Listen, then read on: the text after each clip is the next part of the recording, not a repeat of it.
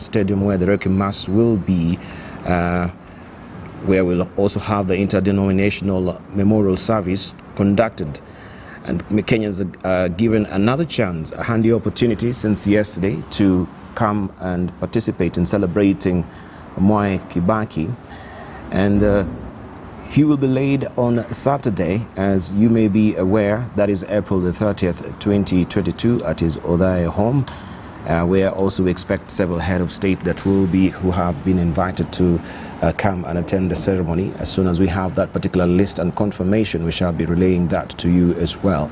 And today, if you've not really had an opportunity, you can actually do that. Remember, on Friday, it will be a public holiday, all in honor of the late President Mwai Kibaki, who has been dubbed as Kenyan's gentleman of politics. How pivotal he was also in streamlining the economy of his country during his tenure. As we're discussing with the panelists, we saw remarkable achievement as far as the economy is concerned, with his also light road of the Vision 2030. That was a very exemplary way of mapping out how Kenya should be growing trajectory. In fact, as we're trying to streamline ourselves on the three pegs that he had as pillars, that is the economy, social, and of course also political. We're here in a political season, and we'll have to see how, or if he was here, we'll have admired and to see another transition, of course, of the presidency. And he will have to see as well this economy of our country. What he really aspired was that it will actually earn that particular percentile of 10% that of the GDP, where we know also most of the presidential aspirants have been also doling that particular promise that yes, if we come to government, we can be able to streamline the economy back to where Kibaki had started it to, you know, the 10 percentile road, as it were. Let me just come to Dan Mazo, and of course just to get his reflections as well. I wonder, will you have an opportunity also to go and view his body? Any of you so far has done that? Daktari, you've been there? Yes. Yesterday? Okay. Kabano? I was to finish 2 points, but I can go. Oh, you want to finish 2 points? Yes. Yes, I want to say the little things. Sure. I spoke about the investment in education. Sure. And this is something that those who will be going to that have not been on wire, or those who may want to research can do. And there's no better investment than in education. Yes. Because we are thinking about the next generation. Exactly what he did when he became president, which made Bill Clinton inspired to mention him in a TV interview in America, and to come to Kenya and even go to visit a primary school in CBD, that's Moi Avenue Primary School, because of free primary education. A promise he gave, and which was doubted by some, to do in the first 100 days, first 100 days of his presidency. That's a huge investment. We all remember the Mau veteran Kimani Muruge going back to school at over 80 years of age. So investment in that pillar is good. I can compare Mwai Kibaki to the initiative by Lee Kuan Yew of Singapore, or Mahathir Mohamad, making decent vision work. You know, we easily forget that Kibaki drew visions from Britain, from Malaysia, from Singapore, from Japan, when he constituted the National Economic and Social Council, which also drew the captains of industry in Kenya, who comprised now the team that initiated the Vision 2030 Secretariat in order to identify pillars that will make Kenya more prosperous mid-income country. The other small matter that is not mentioned is that throughout his political life, Kibaki never gave handouts. You will never get anyone in Othaya who will tell you they went to a political meeting where Kibaki gave cash handouts. Yet other people entrusted him with the leadership for over 5 decades. It's a statement about decency, is a statement about modesty, to the extent that some people would say that Kibaki was mean because he was not giving money. When he became president, people went to him and they were asking that they be assisted because now he has become president and they are from his backyard. He told them go to banks. And true, he made banks, like Honorable Gachagua said, work. They started hawking loans in the barber shops, in the kiosks, on roadsides and all that. So he believed in institutions. And truly, he let people work. I was his assistant minister in his second term. Yes. Youth Affairs and Sports. Manzo was our secretary. We had a huge battle. Oh, Manzo was a secretary? Yes, the secretary of sports. Oh, he's very sporty. Yes, yes. And we had a huge battle about Nyao Stadium. We wanted Nyao Stadium to be branded, become commercial, in order to bring investment, both the local and the global, into Kenya. And we had a fight within the ministry with our bosses. Some of us were pushing for that to be done, others were saying it should remain Nyao Stadium. But I remember in all the sessions we had at State House during sports ministry events and all that, Honorable Kibaki, our president, would just put a single word. If you have problems, come to me. And he let us work. He never sacked anyone for speaking about an issue independently. Yes. He believed in civil liberties. He believed in inherent democratic freedom for everyone. That is something that should not be underrated. Because political intolerance and the dictatorship that we had removed can easily creep back in the country if we don't allow individuals within parliament, even within government, to speak freely and to act freely. Kibaki allowed that to happen. He allowed it to happen in Ulaya to the extent that he never interfered, even with the elections. Of course, he campaigned for his candidates, like we saw. He campaigned for people of his party. But he never interfered with anyone elected at the grassroots. When I came in as a member of parliament, I think I was not his choice. In Mokoreni 2007, and today I was not. But when we were invited to go to State House, as small parties, I was elected on Safina, I remember vividly, with the nostalgia, how Mwai Kibaki, I was standing next to Honorable Cecily Balile, Peter Munya, Mukatana, and Mwangi Kionjori, bypassed some of the members of parliament who had been re-elected to come and say hi to me and ask, habari yako, habari ya nyumbani, good to see you. I feel so loved and so honored because he received me. Once you're elected, he has to allow you, and he did allow you to do what?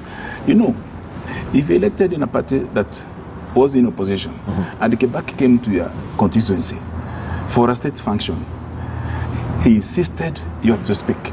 I remember one day we went to Bohoni constituency, and then a nominated member of parliament, Kanu, Mutula Kilonzo, was being blocked from speaking. Kibaki stood and he told Honorable Joseph Munyao, you watch out, okay?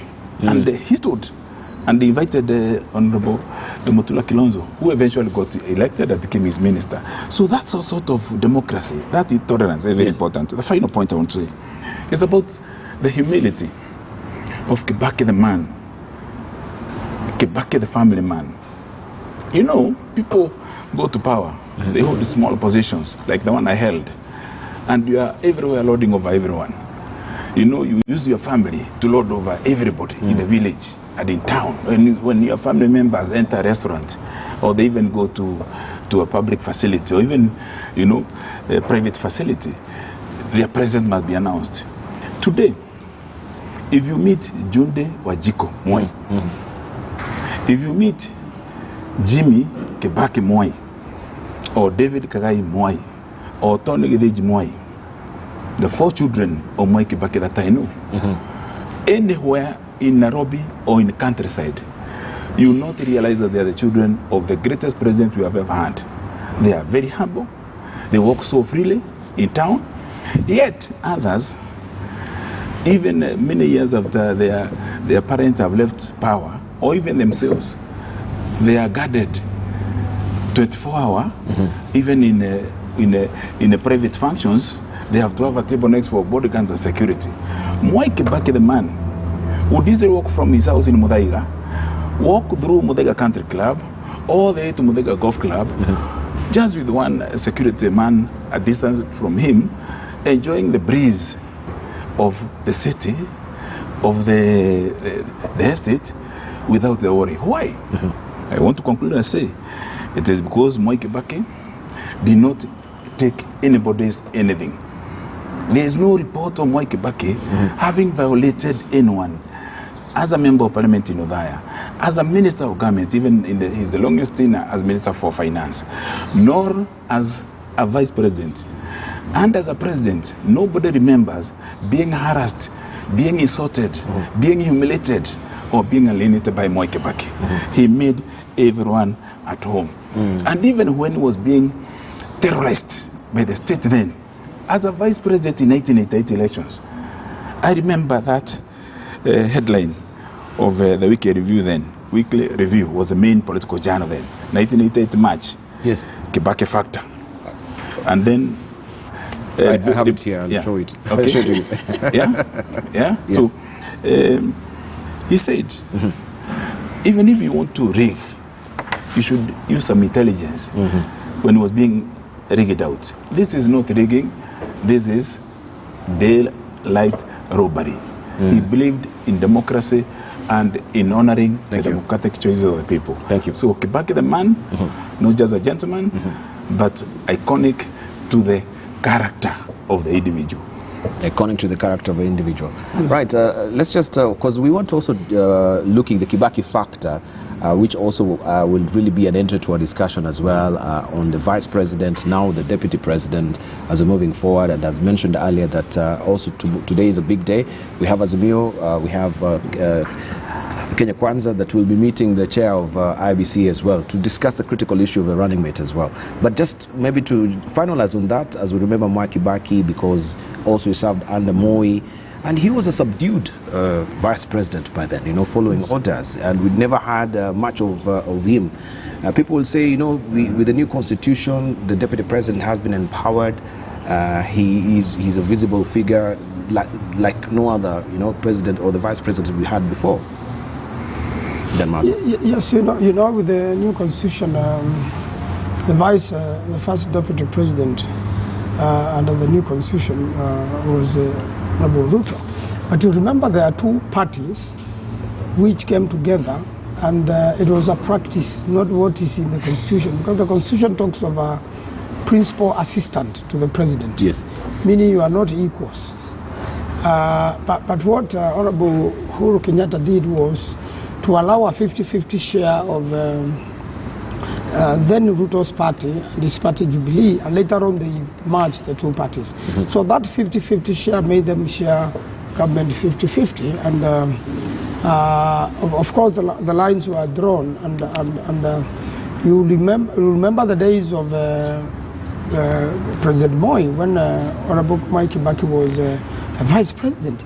He played his role, first of all, as an assistant of the president. And you remember that time the vice presidency was appointed. Yes. You know, you'll be appointed and you'll also be removed any other time, you know, as things will happen.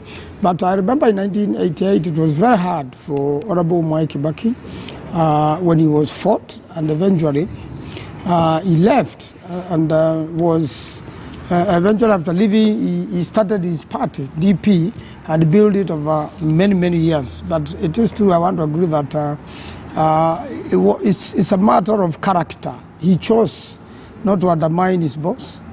He chose to work for him. And he chose to be, you know, somebody who can be trusted. And most important, he took care of the country. Yes. He looked at the future. He did not just look for power himself. He was, you know, he knew the country was greater than him, and that's why he believed in hard work. And even did something which is very important for this country. You know, fundraising for schools, educating poor children. That meant that those children have a future. I'll give you an example which runs the whole world. When he was patron of Starehe Boys Center and helped the late Griffin build that school, on this Founders Day, he spent a whole day from morning to evening at Starehe Boys Center. And when there were important things during the Founders Day, like prize giving, and he will celebrate a poor child who has done well, you know that feeling of encouragement. They brought up 15,000 poor children like myself, yes, who never had a hope in life.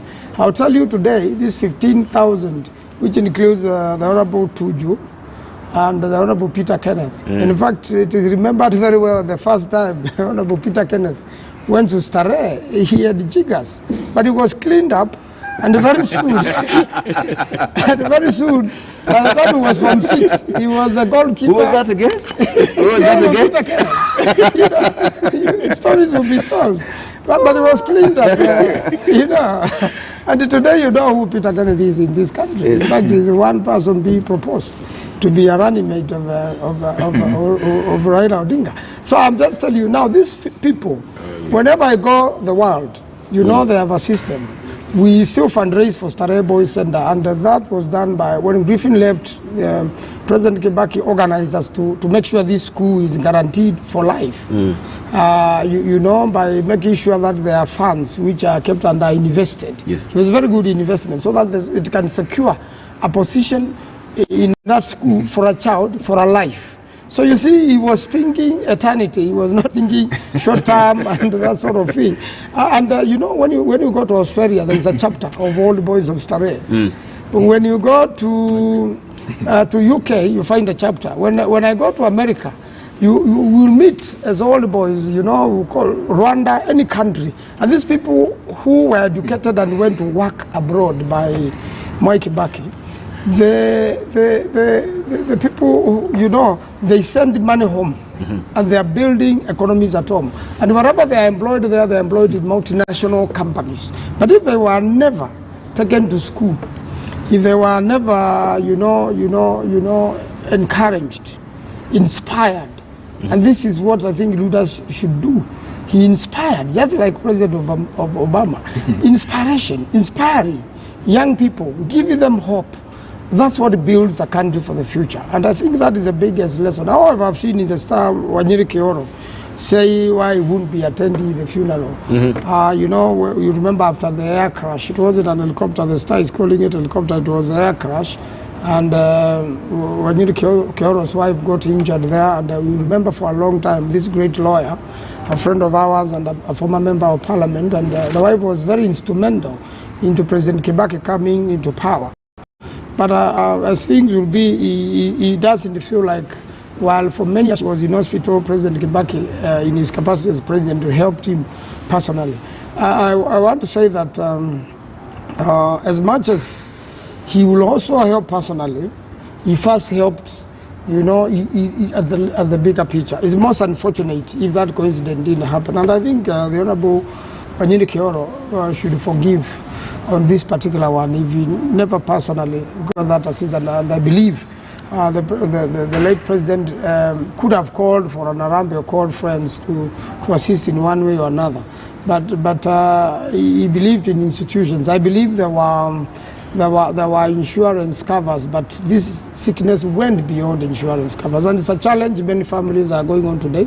It's not only Wanyiri Kioro blaming President Kibaki. I want to say every leader now today, including Wanyiri Kioro himself when he was a member of parliament, you have to sort out this sort of problem today. In fact, it's so bad when health is devolved, and we have very many health issues, especially with corona. A member of parliament has to pay for funerals, has to pay for hospital bills. Even up to today, a leader has to do that. So everybody is under that sort of pressure, and I believe, and I'm urging the Honorable Wanyiri Kioro to forgive him for that particular oversight. And join the rest in mourning him and remembering the better things he did for Nyeri generally, for Kenya generally, and the world.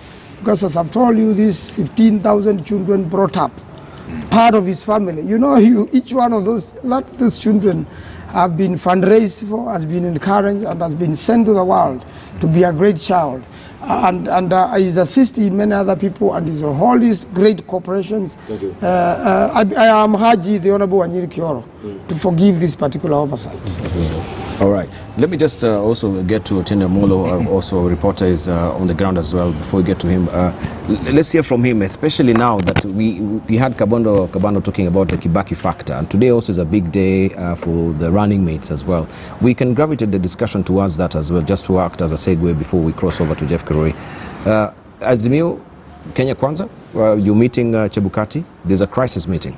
Yes, but first, I didn't realize Kabando had taken 9 years before coming to this studio.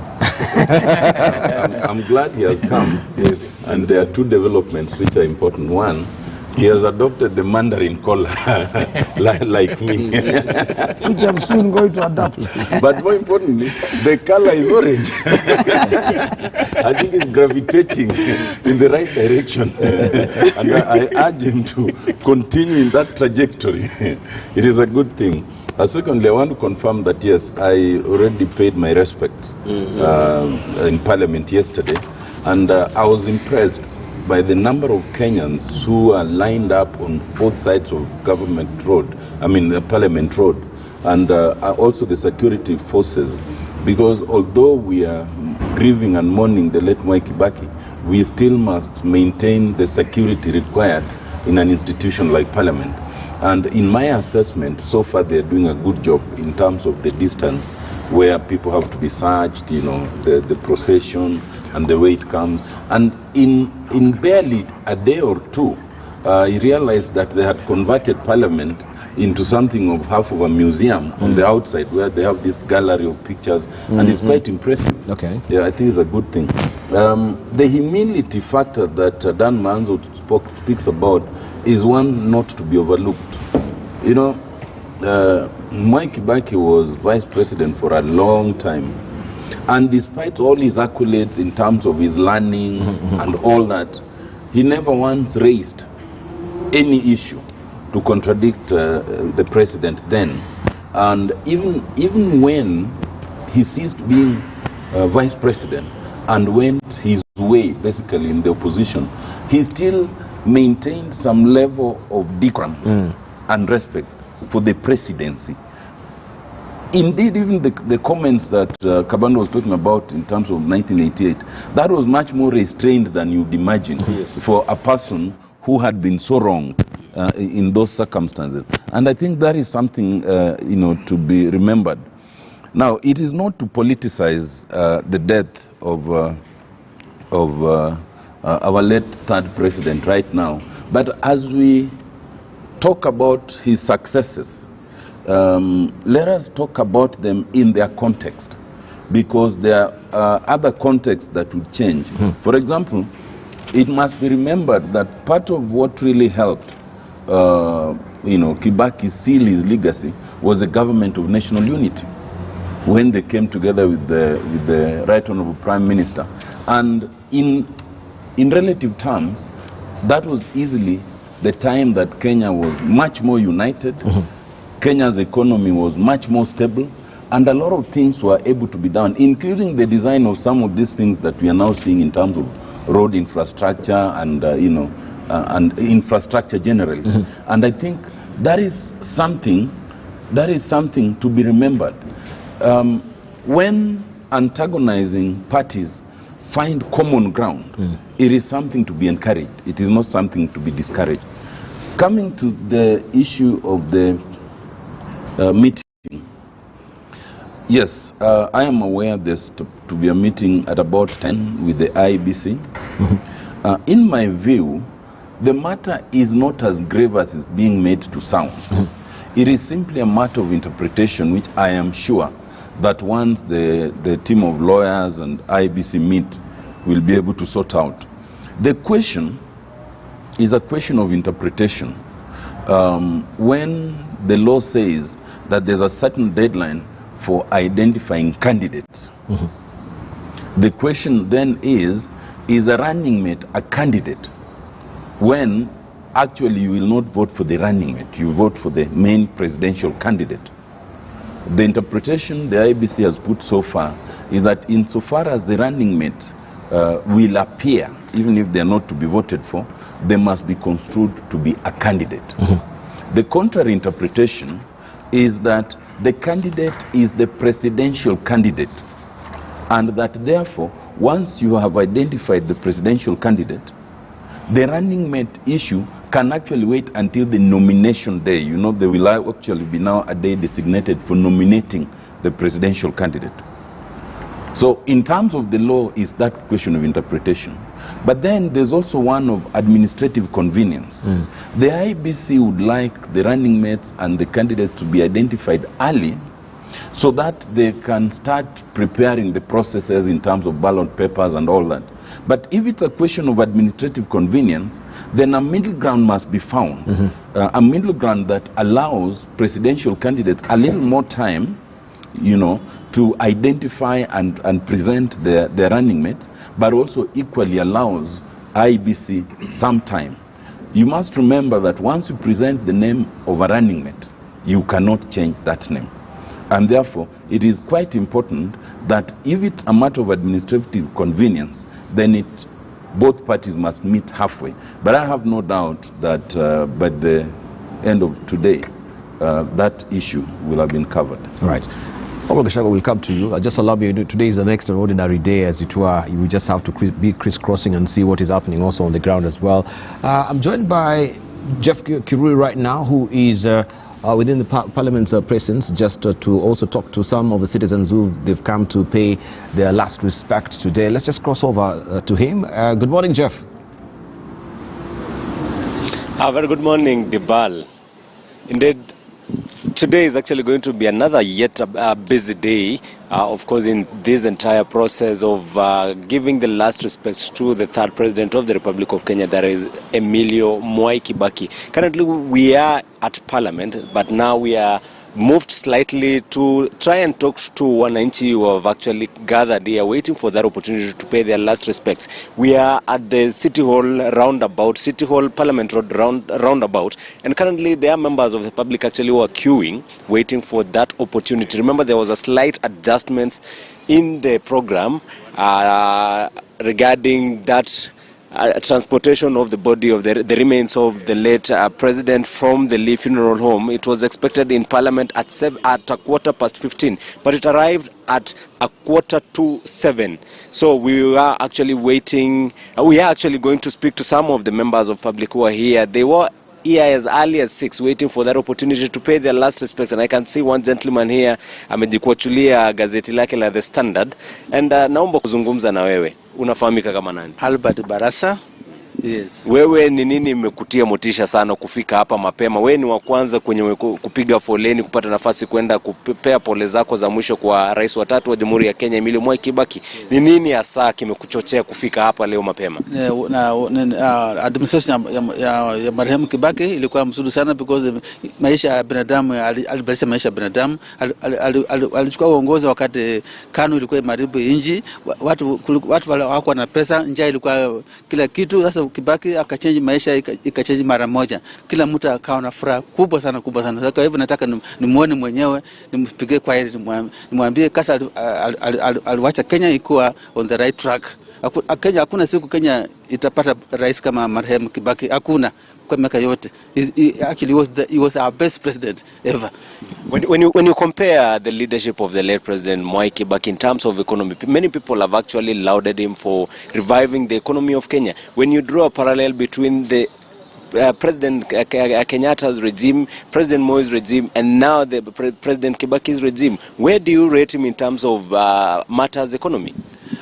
Kibaki, the difference between Kibaki and other retired presidents or recurring presidents, the difference is like night and day. Because Kibaki, when he retired, the country had he left 1.8 trillion. Now today, how much money do you have? About almost 7 trillion, and it's hardly 10 years. Kibaki was the president for 10 years, and he left Kenya with a debt of only 1.8. So Kibaki was the best economist. Like enough, he trained as an economist, and he applied that expertise. That's why he was able to change Kenya just instantly. We are going to miss him, and we can never replace Kibaki in our lives. Thank you very much. I can also speak to this gentleman here. Unafahamika kama nani? Kama Michael Mwanki, na nimekuja kwa mzee ili yametuachia mambo makubwa yenye tuweze sahau. Sasa hiyo video umekanyaga hapo ni carpet na kulikuwa kama tope. Kwa hivyo huyu mzee ni wa maana sana kwa hii yetu, mpaka kwa ulimwengu mzima. Barabara tulikuwa hatuna rami, Sasa tuko na zingine zinapitia kwa hewa. Kwa hivyo ndio nimekuja asubuhi namna hii ndio nimwage kwa heri heshima zangu za mwisho. Ninashukurani sana, na kama Mungu anaweza saidia hii yetu ikuwe na rais mwingine kama huyo, tunaweza naenda habari sana. Aliinua uchumi wetu ikiwa chini sana, na saa hii ameiwashia ikiwa bali. Kwa hivyo ndio nimekuja asubuhi aida. Well, Fred, those are some, Dibal rather, those are some of the sentiments from Kenyans who are queuing here, waiting for that opportunity to go and pay their last respects. This is the stretch of City Hall Way, and the reason why they've been restrained to these places because they are still organizing themselves in terms of having the security checks to ensure that all is well before now members of public are allowed to go in there. I can see a gentleman here. Tueleze jina lako na hili lina maana gani hasa? Naona umebeba fimbo hapa. Hii sasa inanikumbusha. Unaitwa nani? Mimi naitwa Jafeth. Haya, jina ya kiusanii naitwa Swag Artist. Mimi ni msanii mzalendo. Maana ya fimbo ambayo umebeba ni nini? Maana ya hii ni uzalendo. Sasa hii itakuwa first time yangu kumit mzee Kibaki, former president. Sasa hii ndio itakuwa mara yangu ya kwanza kumuona live. Sababu Moi na Kenyatta sikuwaona. But sasa hii nimemake kama story ya au sasa ni wale wajasiri kwa kazi ya nini ya upresident. Kwa isa hii inawakumbusha kama usanii. Na kulingana na taratibu ambazo zimewekwa hapa bunge ni kwamba labda uenda ukakatazwa kuingia mle ndani na bakora yako, maanake wanasema ni swala la usalama. Sijui wewe hili utaliacha wapi? Okay, ile kitu ndafanya nishaongea na maafisa, wamenielezea vizuri venye ndafanya, na nikauliza kwa nini siwezi ingia na hii. Na ukiangalia ni pipe. Ukiangalia hapa ndani iko through si hapa iko through. Alafu hii hapa ni hiyo ball. Unaona hii ball ndio nimefunika na hapa. Sasa hii si silaha, hii ni art, inawakilisha usanii na sanaa hapa Kenya. Kwa hivyo sisi wasanii na sanaa lazima tuheshimike. Umeona? Lazima tuheshimike na pia tuangaliwe malezi yetu, tunaishi kivipi kimaisha. Sababu wasanii tumeachiliwa sana, sisi wasanii wa huku chini. Wale wanaangaliwa sana ni wale wa huku juu, wale wametrade. Lakini sisi tuko huku chini hatutambuliki. Umeona? Naam, asante sana. Pia I'll have to in terms of considering gender issue, actually in this queue most of the people who are queuing here to pay their last respects, most of them are actually men. Quite curious that we are yet, oh yeah, there is one lady here. I'll try speak to her, and of course in terms of maintaining the gender parity issue. Ma'am, naomba kuzungumza na wewe. Can I speak to you kindly? Wewe unafahamika kama nani? Velima. Unaitwa nani? Velima. Leo nini haswa imekuchochea kukuja kupanga laini hapa? Ni wewe unataka kutoa pole zako za mwisho na unamkumbuka Rais Mwai Kibaki kwa nini haswa? Kuna chochote ambacho unakumbuka Rais Kibaki kama alifanya wewe unaweza kumbuka? Hapana. Naam. Seems she's still young, so perhaps she's trying to figure out.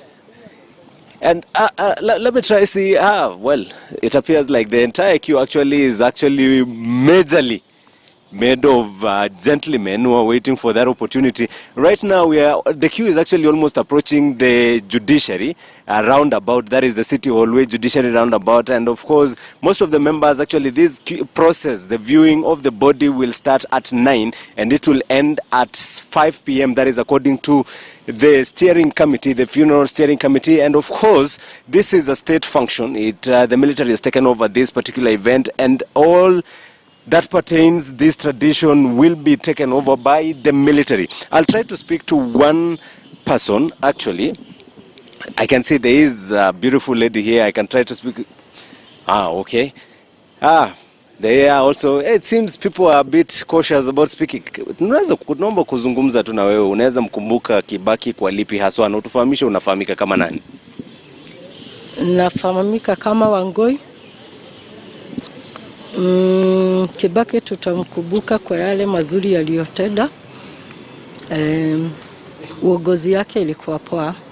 Yeah. Ni nini hasa unaweza kumbuka? Kuna watu wanasema kwamba kuna masuala ya uchumi, aliweza kuimarisha uchumi, masuala ya elimu, free primary education. Wewe haswa ni lipi lilikuguza hadi ikafanya umefika leo hapa kupanga laini asubuhi kwenda kumpa pole za mwisho?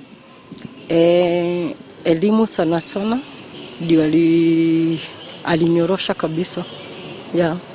Of course, Dibal, we will be camping here actually in Parliament buildings. We will be trying to engage the members of the public. Yesterday there was an opportunity to engage dignitaries because on Monday it was actually dedicated for those public officers, state officers and dignitaries to pay their last respects. But for these remaining 2 days, that is Tuesday and Wednesday, members of public and all other dignitaries, any other person who would wish to pay their last respects to the retired president will get an opportunity between 9 in the morning and 5 in the evening when the body now will be taken back to Lee Funeral Home.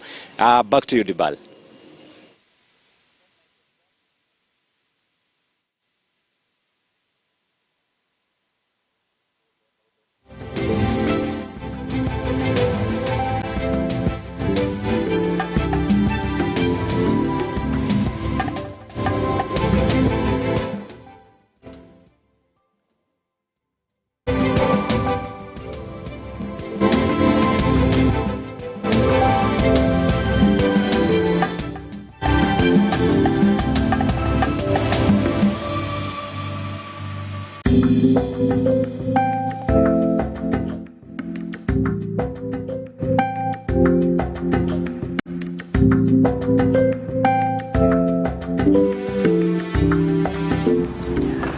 Jeff Kirui there reporting from Parliament, and just seeing the way Kenyans are filing to go and pay their last respect. They really come out in force, many of them really also having fond moments of President Mwai Kibaki. We continue pace with the conversation here, just remembering and of course reflecting on Mwai Kibaki. And earlier on, Kabando had mentioned about the Kibaki factor. I went to my dad's library and retrieved this weekly review. This is the 12th of February 1988. And this is a weekly review there where it was all about the Kibaki factor. This was for the March 21st general election. And therein there is a discussion there, or an article regarding how Kibaki was also a very subdued vice president to President Moi then, but also at some point he had also to take his stand and also become, you know, a person or a man of his own in regarding the running of prison affairs at the end of a day, which brings to question of the current state of play that we're having, especially the deputy president seat right now, that is becoming a very, very contentious one, and people are training their focus on it. IBC also has drawn the deadline on the 28th on Thursday, which the parties are taking special umbrage in regard to the time. It says that is ill-timed. They should be given more time. But IBC on the other side, they say due to administrative, of course, convenience, they have to actually make that particular deadline so that they can carry out the due processes in regard to now vetting also the running mate, as it were. And this is a debate that we want to bring on to question on the table today. We've heard from Kabando, Otieno Molo, also Dan Mazo. Rigathi, you've been silent, and I know, of course, today is an extraordinary day. As I'll admit, we have to crisscross also to where the other side, where also the action is of Kibaki. But Kibaki factor, then I know you can remember, and we can extrapolate that to what is happening today, especially with the deputy president, the widening chasm that we've been having between President Uhuru Kenyatta and also Deputy President William Ruto. So far, we've heard that parties are going to move to court to challenge this particular decision by IBC. What is the position of UDA? Thank you, Diba. Before we get into that, I'll be this morning finding my way to Parliament to pay my last respects to President Mwai Kibaki. I'll be attending the service at Nyayo National Stadium on Friday. Yes. And as it were, I'll be in Othaya on Saturday to make sure that I'm there as old man is ready to rest. Yes. For me, it's a very emotive occasion. I owe my success as a businessman to President Mwai Kibaki. Diba, Whatever little I own in this world, I made during the reign of Mwai Kibaki. When Mwai Kibaki took over as president, I had 2 employees in my company. By the time he left in 2013, I had 700 workers. And sadly, by the time Kibaki has died, I'm back to 2 employees. 2 employees? Yes, from 700. So for me, it's a very, very emotive occasion, because he allowed us to do business. He gave an opportunity to the people of Kenya, to any serious entrepreneur. He opened up China, for people to go and buy goods and come and sell here. He created an environment where we could borrow money from Equity and other banks and invest. And all that now is water under the drain. But I would request the funeral committee under Fred Matiang'i, since they are according leaders the opportunity to view Mwai Kibaki and pay their last respects, and not everybody will find their way to Udhaya. The people of the Mountain Kenya region, who are greatly indebted to Mwai Kibaki, because he made their lives. And by the time he left, everybody had some little money, and people were vibrant at the bypasses. People are doing business, and everybody has something good to talk about Mwai Kibaki. We are requesting them very humbly not to fly the body of Mwai Kibaki home. Not to fly? Yeah, but to let him go by road, the way it happened to Lucy Kibaki, so that our people can line up in thousands along the route, all the way from Nairobi to Githurai, to Roiro, Juja, Keno, Makutano, Sagana, Karatina, Gatito, Yakanja, all the way to Udhaya, to waive the old men as a way of respect, and then they can go back to their daily hustles. And if that doesn't happen, many people will be very disappointed, because this is a man who impacted very greatly to many people, and they would want that chance just to start by the roadside and wave at the vehicle carrying the casket as a way of giving their last respects. I feel very emotional about Mwai Kibaki. My dead brother, Derito Gachagua, in the year 2002, sought for the NAC ticket. Yes. And he won the nominations. Mwai Kibaki was under a lot of pressure from his friends not to allow him to have that ticket, because Kibaki's bosom friend, Matu Amai, had lost the nominations and had gone to Safina with the Honorable Kabando. And the people who hung around Mwai Kibaki, knowing their friendship with Mwai Kibaki, were insisting, that he should not endorse Derito Gachagua, and they should stick to Matu Amai. So on the last day, on the eve of the election, I think 2 days before, traditionally Mwai Kibaki would travel by road, the same road we're asking that he be allowed to be taken through, all the way, talking to people and saying, these are my party candidates. When he reached Karatina on the eve of election in 2002, he asked, where is that young man called Derito Gachagua? He held his hand and said, this is our candidate, and the election was finished. And he was under a lot of pressure. When he took over from President Moi, again he was under a lot of pressure to humiliate the retired President Moi, because of having endorsed Uhuru Kenyatta as a project and having been hostile to his candidature. Again, Mwai Kibaki ignored the advice of their advisors. They were pressurizing him to evict President Moi from Cabernet Gardens, which was a house meant for the vice president in his official capacity, and which Moi had taken as a private residence. And Kibaki then ordered Amos Kimunya, then Minister of Land, to prepare a title deed and give it to President Moi. And he dignified the retired president. And that's what we're asking from leaders in this country. Let us dignify other leaders. Let us not humiliate other leaders. Even if we don't agree with them, even if we are opposed to their programs, let us not, humiliate other leaders. We were very saddened by what we saw in Parliament yesterday. A very solemn occasion to celebrate an icon, the best president of this country. Our president came there and greeted some people and refused to greet others, because simply they are not agreeing politically. It didn't reflect well.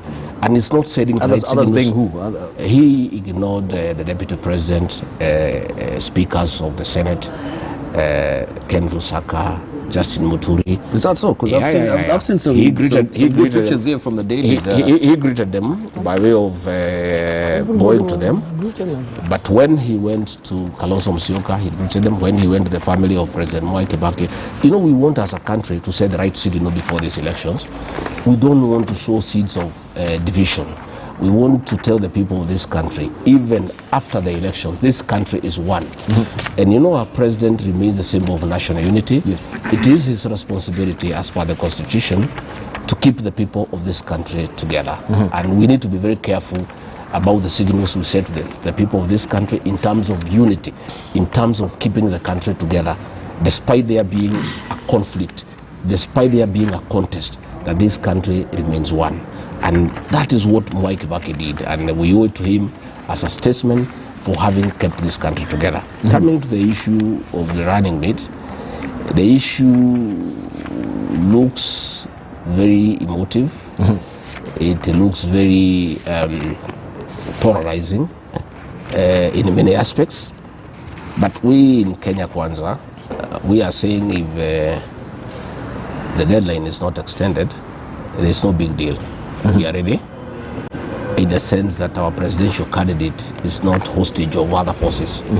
He doesn't need a committee to advise him on who is going to be his running mate. He doesn't need to do a lot of horse trading and a lot of considerations, because we in Kenya Kwanza have given the free hand to pick his running mate, and all of us will go by it. As opposed to the other side, where, you know, the intrigues and the intricacies are quite polarizing. You know, my brother here, Dad Manso, is on record saying that if it's not Kalonzo Musyoka, then there is no game. I have seen Mburu Amburi, the Honorable Mburu Amburi, who is a aide to Peter Munya, saying if it's not Peter Munya, there is no Azimio. You know, and I think on the Azimio side, I think they needed the time, you know, to be fair. I think they need a lot of time, because people have taken very hard positions, you know, and everybody is fighting for so and so. You have seen the Munya group saying if there's no Munya, there is no Azimio in Meru. Manzo here, our friend, is saying if there's not Kalonzo, we are not even going to vote for this man, we are not going to vote at all. So I think they need some bit of time, but let's see what happens. But I want to say that we in Kenya Kwanza, we are not very constrained really. I don't think a little bit more time does any harm, but be as it may, if that time is not allowed, there is no problem. Our presidential candidate is ready, because he's not held hostage, he's not held captive by any forces. He has the leeway and the liberty to go ahead and pick his choice without any coercion, without any threats, without any intimidation, without any conditions. And we wait for the outcome of the meeting today. But in my view, my very honest view, I think we need to get over this thing. Absolutely. So that we stop, so that we stop the politics. We stop the politics of deceit and conmanship. You know, when you promise everybody this and that, you know, I think it's better for us to put this thing aside, so that people can be honest with each other, and people can move on knowing exactly what direction they are moving in. This is not the position of Kenya Kwanza. My position as Rigathi Gachagua is that we need to get over this thing, so that everybody is clear as to who is who. If there are those who came to Azimio because they wanted running mate, then they move. If they came because of the ideals of and the principles that the coalition is espousing, then they stay. I think we need to deal with this politics of deceit and conmanship and cheating people, promising people heaven when you have nothing to give them. I think it's about time. It's about time. Yeah. In my personal view is that IBC should actually stick. Should stick, then why are we having the meeting then? You seeking extension, other parties seeking to go to parliament. I think it's Otiende's time? No, you talked about this. Yes. You know, this is not a matter even which needs any time. And first of all, I want to take it over from where Otiende left it. You know, IBC needs to print the ballot for the president. And you remember this time around, the presidential ballot paper will have two images. It will have the image of the president and the image of the deputy president, because that's the presidency. And in fact, they are respective political parties if it is a coalition and the coalition agreement. So this is not a matter which should even have a committee to decide. First of all, it is the responsibility of the presidential candidate. And if the presidential candidate makes a mistake, then that will probably cost the presidency. You hear Honorable Rigathi Gachagua talking here, but the moment it is no Rigathi, you will see what will happen to Ruto's presidential campaign, because there are serious expectations from Central Kenya and also from the other coalition partners of Kenya Kwanza, also known as Kenya Kwisha. So you should stop pretending here. The issue of the deputy presidency has serious undertones and it has serious consequences. But is he pretending? In fact, he's the one who's saying now we need to move on. Of course, that's called war, because I can assure you, no Rigathi, you will see what will happen in Central Kenya. Rigathi is setting you up. Is it Otende? It's you. Otende, you've been milling out. I haven't finished on my part. Okay, you haven't finished. I just want to wind it up because it is a serious matter. That's why IBC is getting involved. And I want to assure you the reason. We support Raila Odinga now for 10 years. And we really don't want games on our part. And I think the Honorable Raila Odinga should very well know what is the obvious. Following, I'll give you an example of the Meru case and the people talking about Honorable Munya. I have a lot of respect for Honorable Munya. He is doing a good thing as a minister. But I want to tell you, the Chief Justice of this Republic comes from Meru. There's no way you will have a Chief Justice and a Deputy President from the same region. Kenya will be, that's the whole idea of sharing, of balancing the regions and that sort of thing. The face of Kenya. The face of Kenya must be seen, because you can't demand too much from one side. And again, the numbers. What numbers are you bringing on board? What are you losing for failing to make one decision or another? Our proposal, let me end it here, that the Honorable Mother Karua will make a very good speaker, because she's a very tough lawyer, and the next National Assembly is going to be extremely complicated. You will have almost 50-50 numbers, and to balance that and to save the government of the day, you really need a very, very tough speaker.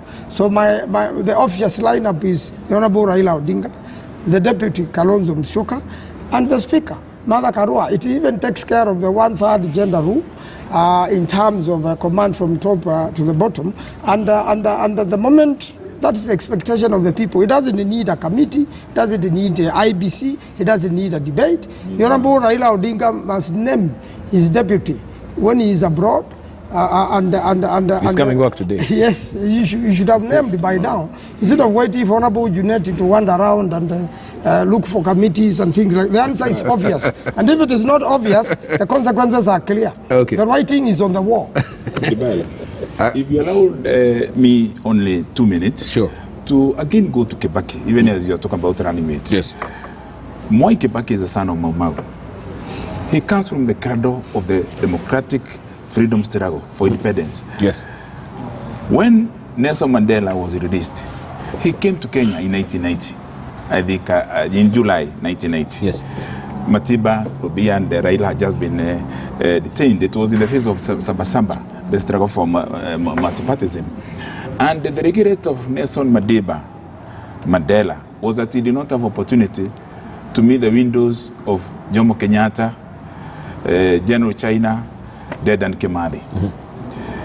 When Kibaki became president, he fulfilled the expectation of many across the world to honor Mau Mau, because Mau Mau had encouraged from Caribbean to Pacific to South Africa the struggle for independence.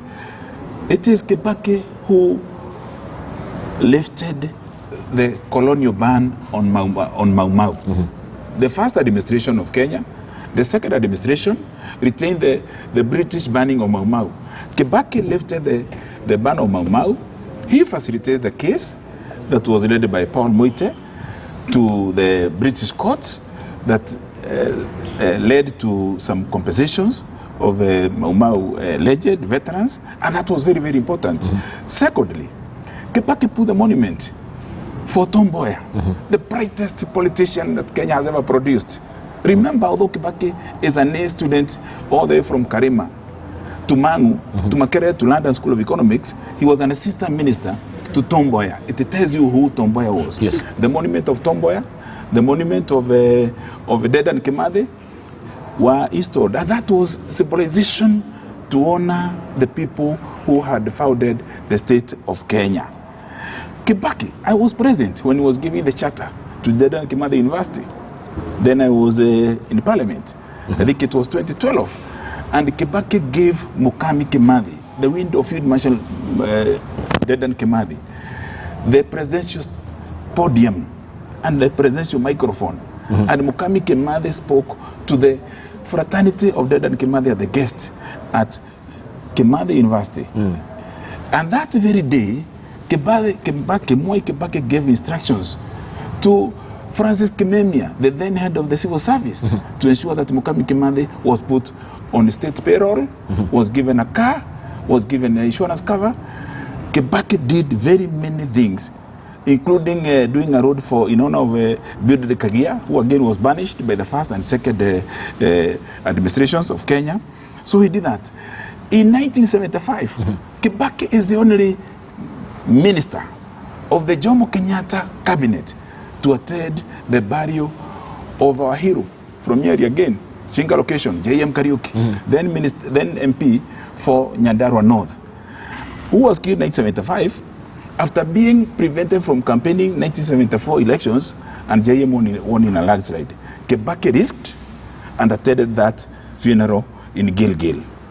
Kibaki also is the only cabinet minister under the administration of 24 years of Daniel Moi never to put the Moi badge. The only one. So he did not believe in hero worship. He was a gentleman, a decent, and self-respecting to that extent. When he took over this country, Kibaki looked to the east. He looked to China. He looked to South Korea, Samsung. He looked to Singapore. He looked to Malaysia. Well, Land Rover left, a Land Cruiser came, and others, but it was a way of trying to break the shackles of new colonial control of the administration. And I think Kibaki also finished his term without paying the issue of going to Britain, as a president for his entire period. I don't remember him visiting London to pay homage to the Queen. I'm not saying that we shouldn't do that. All I'm saying is that he was indigenous to the core. He was sovereign in his spirit and his position. This question of running mate. Yes. First, we should be asking, why is the issue of ballot coming, printing ballot in time? Why, people are even wondering, why do we have 60 years after independence to print our ballot papers in Britain or in France? Yes. Yet we are printing our currency locally here and all that. Is another way. The Kenyan election is very expensive, and is another way for the mandarins, the mafia, the entrepreneurs to make money as we go to elections. Very expensive election. That notwithstanding, I don't think we should use national TV stations to ban each other. You act at Kibaki. You are calling Kenya Kwanza, Kenya Kwisha. Let's be decent in our conversation. Let me tell you. Let's be decent in our conversations. Let us not roll the bar, particularly when you speak this week when you celebrate Kibaki. Kenya Kwanza has very great people, just like Azimio has great people. Our conversations should be on policy, on issues. Even trying to banish Martha Karua, my party leader in Kenya. All right? It's a little being very mean, saying that she can be a speaker of the National Assembly. Kalonzo was a deputy speaker for many years. I don't think that he didn't do something. He did something. Whoever Raila speaks, it is his business. And he deals with numbers. Whoever Ruto speaks, as Honorable Rigathi Gachagua has very clearly said, it is his business.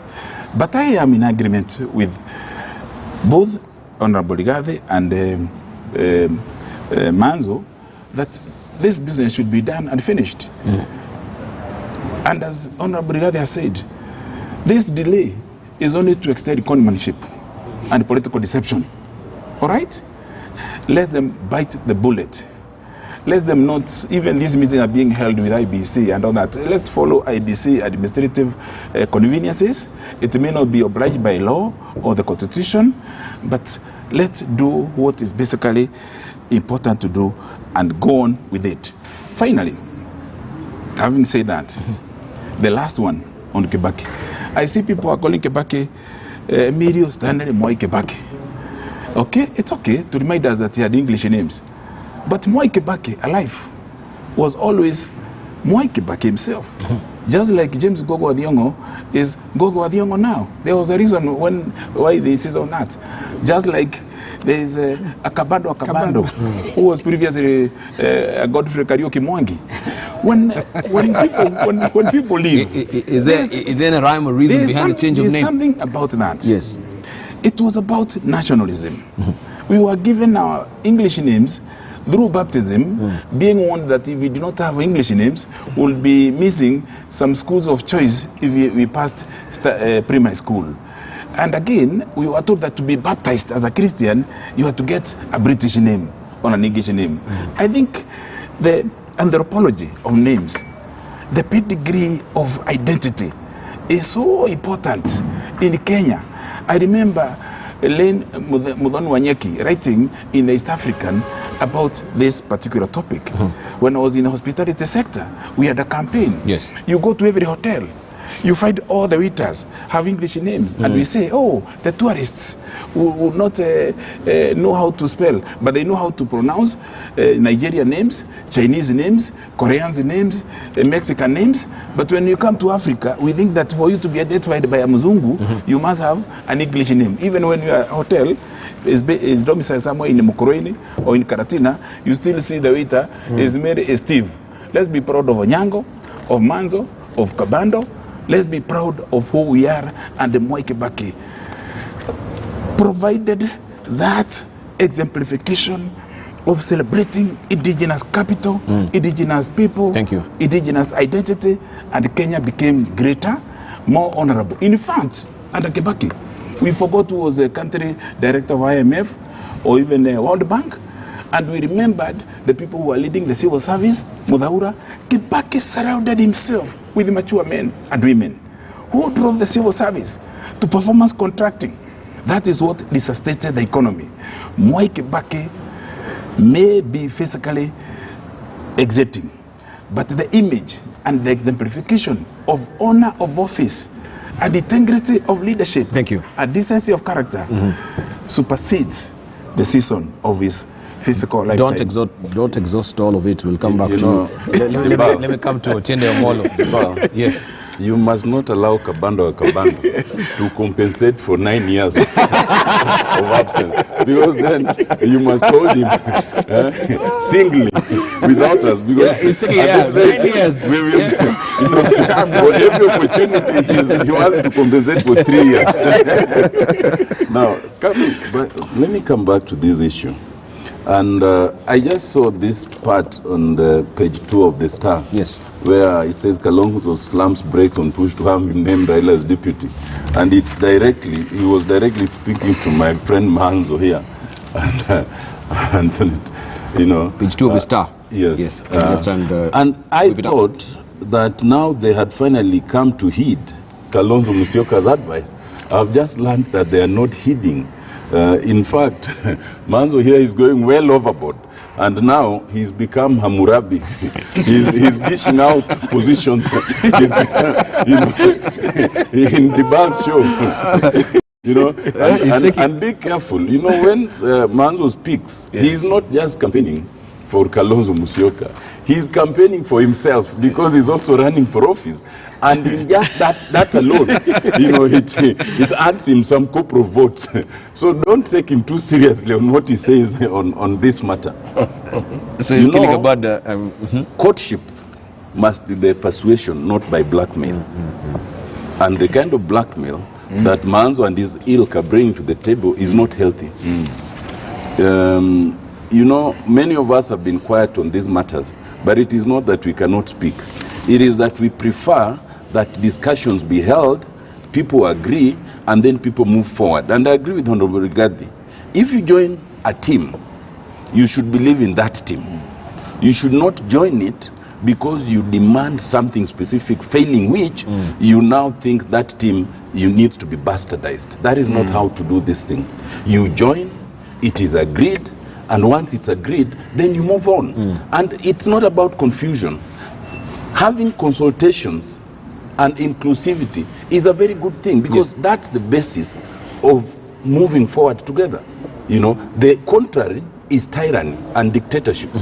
I think that to have a team to consult, agree on who's best placed to be running it is a very good thing. Yes. Now, to have that and to have the meeting with the IEBC, I'm surprised that Dan Manzo finds that irrelevant. It is a question, as I told you, of interpretation of the law. And we are not going to court. We are putting our heads together as lawyers, as politicians, as decent Kenyans, to agree on the proper interpretation without having to make it controversial, but also to give time that might be necessary. You see, let's not make it look like only the Azimio coalition and the Kenya Kwanza coalition will have a presidential candidate and a running mate. Remember, any Kenyan is allowed to run in any party that they have or as independents. And they too would want to know what is the deadline. So there's nothing like making this sound because of confusion, because some people like Manzo think that it should be something that can be named from abroad and all. No. The law must always be agreed, it must be clear, it must be fair to everyone. Those within the Azimio, those in the Kenya Kwanza, and those outside, so that they know. Because right now, there are two parallel interpretations. There's interpretation of naming the candidate and whether a running mate is a candidate, but there's also the other provision of nomination day.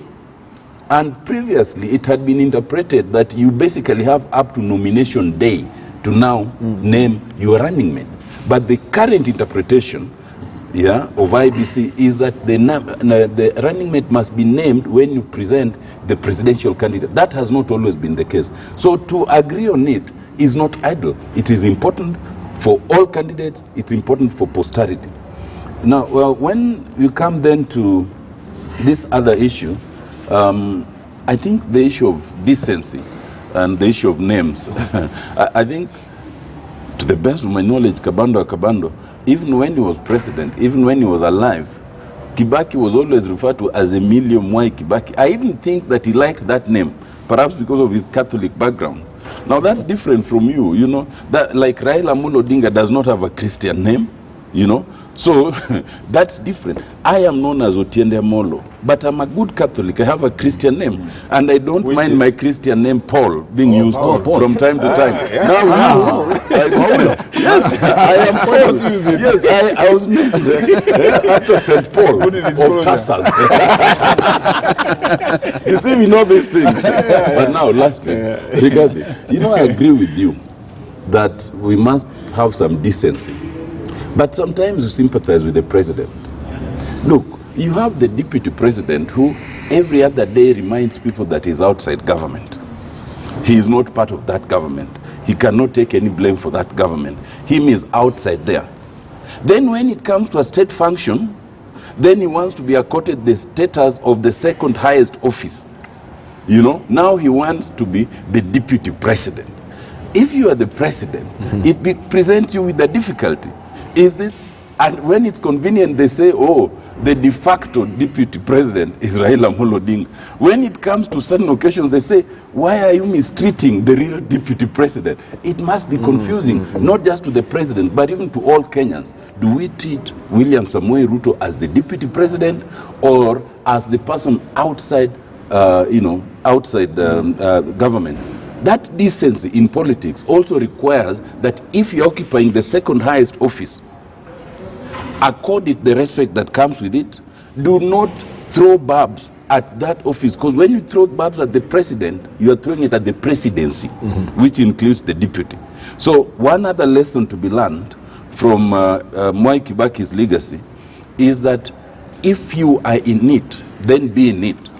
If you are not, as happened in his case, and you find that you should now go out there and fight for yourself, then exit. But don't want to have your cake and eat it at the same time. Fantastic. I think it's a good point to just take a short break. Rigathi, when you come back, we'll respond to that as well. The issue of also the deputy president on the same ticket with the presidency, because you've been saying that, you know, William Ruto was elected on his own as a deputy president. He has the rallying and the backing of his people. He brought numbers at the end of the day. So looking at that particular ticket, when you're going to cast that particular ballot, is it the presidency or also the two of them that go in tandem? As I think also that needs a bit of clarification, if you may as well. So if we say, if I'm electing, for instance, President so-and-so, maybe it's Libala Inea who's on the ticket, and I have Kabando as a running mate, do I have any choice at the end of the day to go and elect another deputy president? Because this is a ticket that now we have paired with Kabando, right? We take a short break. When we come back, of course, we also try and navel gaze on that particular ticklish question. Don't go away.